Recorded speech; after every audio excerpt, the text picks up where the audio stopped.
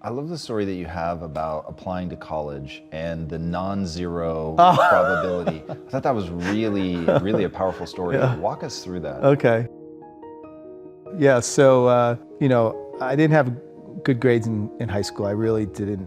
And my dad said, hey, how's it going? How's the college stuff coming? Where are you going to apply? I said, oh, I already did. I applied. I'm done. He's like, oh, you applied already? What? Did you apply to Wharton?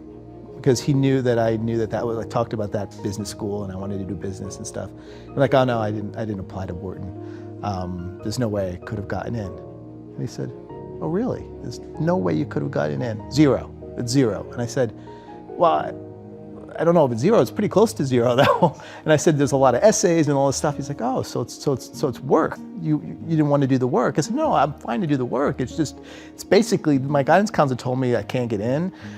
Objectively, I don't think I can get in. So, I didn't apply. And he's like, all right. And he was looking at me and I'm like, all right, you're right, Dad. I'm going to apply, And this was after the deadline. So this is like 2 months later. I went, did all the essays, did the whole application, did everything, sent it in. I never forget, it was like May when you sort of got the letter. I went out to the mailbox, I saw it. It said, Wharton School. I ran in, I opened it up.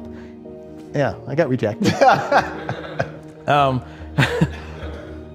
But it really taught me a great lesson because when I was opening that envelope, it really felt non-zero to me. Even though it was like, I had no chance of getting in and it was after the fact, and it probably was as close to zero as anything could possibly get, but I just felt like happy that I went through the process.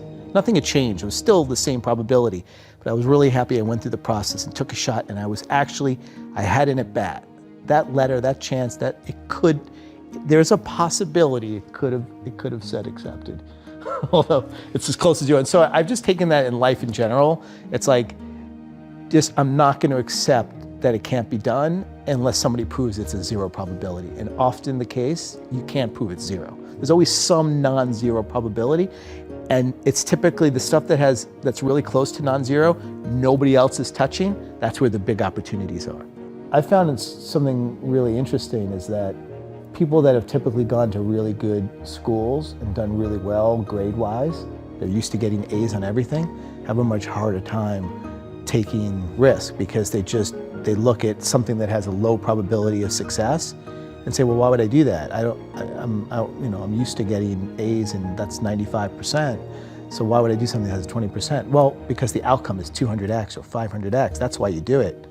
But a lot of people just can't get comfortable with that. I think that's the difference between an entrepreneur and not. Somebody who's comfortable with a low probability of success with a huge outcome. And then you go after it and you're okay failing. I failed so many times as a kid, whether it be academically or otherwise, that I was so comfortable with failing that it was not even a concept. It just meant that combined with just being chill generally about things not working out, the combination of that allowed me to freely just take risk without any regard for maybe failing.